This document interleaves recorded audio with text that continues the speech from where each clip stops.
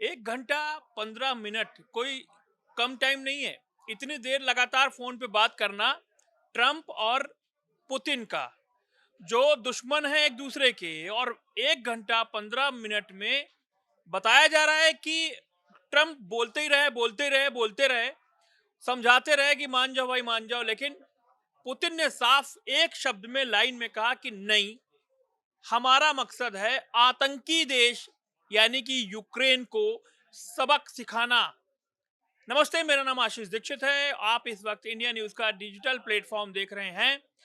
क्या आज जिस तरीके से एक बार फिर ड्रोन अटैक हो रहे हैं यूक्रेन पर रशिया की तरफ से, और लगातार इस वॉर में आ, चाहे उत्तर कोरिया हो या फिर ईरान के हथियार हो, उनका इस्तेमाल हो रहा है, ड्रोन अटैक हो रहे हैं, तमाम शहर हैं यूक्रेन के जहां पर धमाके पे धमाके हो रहे हैं, और लगातार यूक्रेन यूक्रेन के राष्ट्रपति व्लादिमीर जेलेंस्की लगातार ये कह रहे हैं कि हम पर हमले हो रहे हैं, और रशिया मान नहीं रहा है। इसको समझाने के लिए शांति वार्ता करिए, तमाम वो शांति की बात कह रहे हैं, लेकिन जिस तरीके से उन्होंने जो काम किया है, जो ड्रोन भेजे हैं रशिया के अंदर, वो वाकई में बहुत ही प्लान के साथ भेजा गया है, और रशिया को बहुत ज्यादा धक्का लगा है। अब इस धक्के की आग तो जेलेंस्की को झेलनी पड़ेगी, उससे झुलसना पड़ेगा, क्योंकि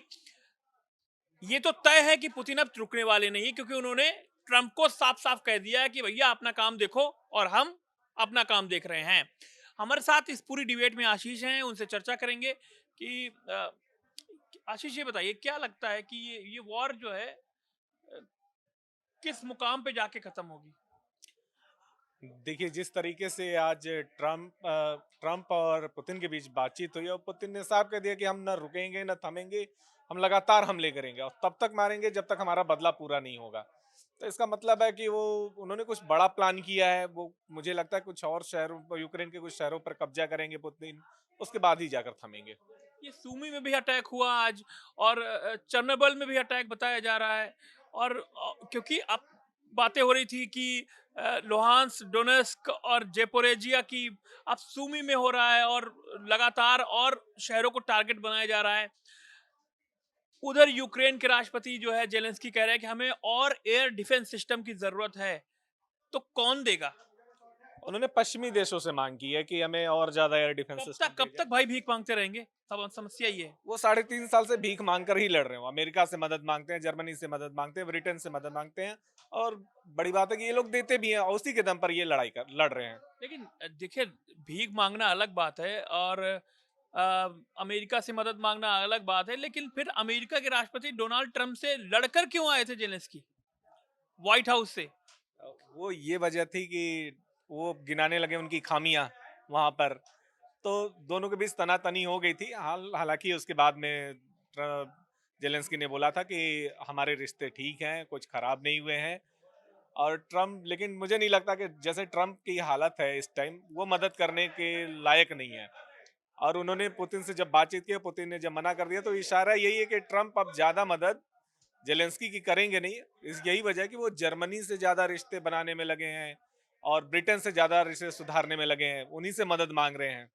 लेकिन ये बात भी सामने एक और आ रही है कि किम जोन उन की सेना रूस की तरफ से लड़ाई कर रही है यूक्रेन में, ईरान के ड्रोन लड़ाई कर रहे हैं यूक्रेन में, और खुद रशिया जो है अपना ड्रोन जो प्रोडक्टिविटी है उसको और बढ़ा रहा है।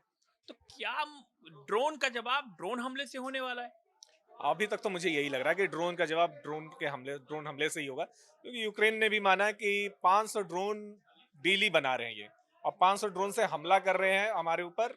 यूक्रेन ने माना है ये, और ये और घातक हमला करेंगे।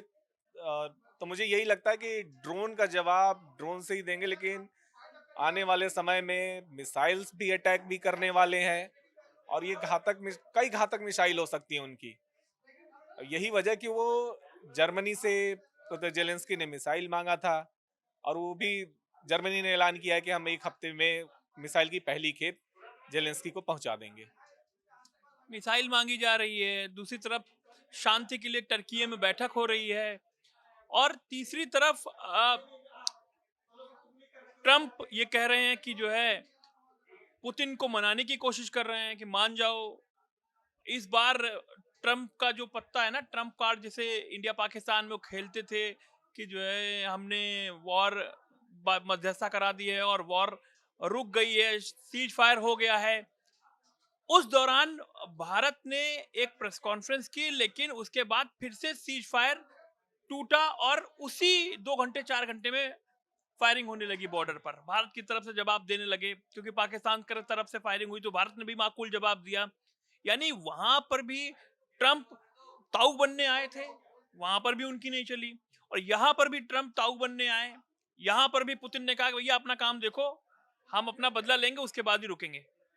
ट्रम्प शहंशाह बनने की कोशिश कर रहे हैं, ट्रम्प दिखाने की कोशिश कर रहे हैं कि हम ही सुपर पावर हैं और हम जो बोलेंगे वही दुनिया करेगी। लेकिन ट्रम्प का पत्ता चल नहीं रहा है, ट्रम्प कार्ड चल नहीं रहा है। भारत ने भी साफ कह दिया कि आपकी कोई मध्यस्थता की जरूरत हमें नहीं है। और आज पुतिन ने तो एक तरीके से चमाटा ही मारा है। उन्होंने जितना समझाने की 1.5 घंटे बातचीत की, इतना समझाने की कोशिश की, लेकिन पुतिन ने दो टूक कह दिया कि हम नहीं, आपकी बात नहीं सुनने वाले, हम हमले नहीं रोकेंगे, हम बदला लेकर रहेंगे और यूक्रेन को तबाह करके ही दम लेंगे। यूक्रेन को तबाह करने की बात कह रहे हैं और तमाम वो बातें हो रही हैं। सवाल ये है कि ये वॉर कहाँ जाएगा, आखिर कहाँ रुकेगा। पुतिन कह रहे हैं कि हम बदला लेंगे, यूक्रेन के राष्ट्रपति जेलेंस्की कह रहे हैं कि रशिया पर तमाम तरीके से बैन लगाइए, उनका तेल मत खरीदिए, उन पर सैंक्शंस लगाइए। और यूरोप, और जो यूरोप का हिस्सा है और जो मॉस्को है, उसकी दूरी लगातार बढ़ती जा रही है। क्या लगता है कि इस वॉर में कुछ और बड़ा होने वाला है? क्योंकि क्रीमिया पुल पर जिस तरीके से अ, यूक्रेन निशाना लगा रहा है, क्रीमिया पुल को बंद कर दिया गया है, क्रीमिया से रशिया का पुल द्वारा कनेक्शन लगभग तोड़ दिया गया है। तो क्या और भी निशाने हो सकते हैं यूक्रेन के, और रशिया इन निशानों का पलटवार कैसे करता है, ये वक्त बताएगा। लेकिन पुतिन, ये तो तय है, बहुत गुस्से में है और दिन रात इसी प्लानिंग में है कि किस तरीके से कीव में घुसा जाए और यूक्रेन के राष्ट्रपति को घसीट कर वहां से लाया जाए। आपका क्या कहना है? कमेंट बॉक्स पे लिख के बताइए। नमस्ते।